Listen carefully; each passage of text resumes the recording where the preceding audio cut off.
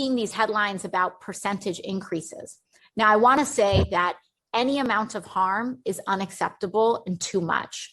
But I also want to make sure that this hysteria, that this doesn't drive a hysteria, and that we look at these numbers in context so that we can make responsible decisions about what to allocate in that context.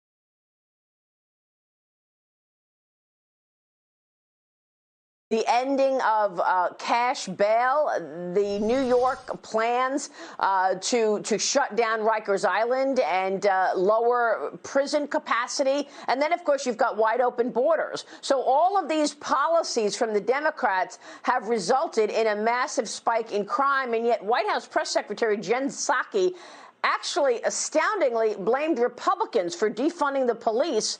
She said by voting against Biden's massive spending plan. This as Democrat Congresswoman Alexandria Ocasio-Cortez dismisses the rise in crime. She said that the headlines are causing hysteria.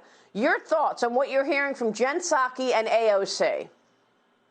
Yeah, I mean, it's a complete joke. I mean, it's like they're trying to tell the American public, don't believe your lying eyes.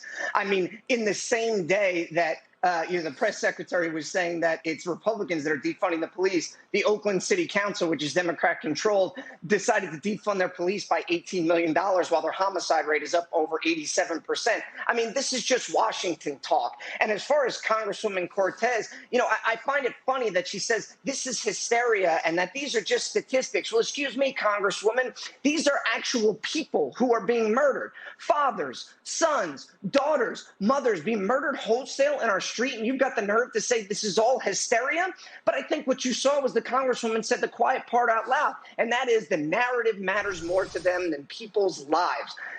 We have a major problem in our cities right now, but the fact of the matter is the American police officer delivered historic crime reductions in the last 20 years, and it led to an urban renaissance, and we can do it again if we restore the rule of law, if we prosecute violent crime, and if we embrace broken windows theories, and if we get the funding and the support from our community members and our elected officials, we can turn this around.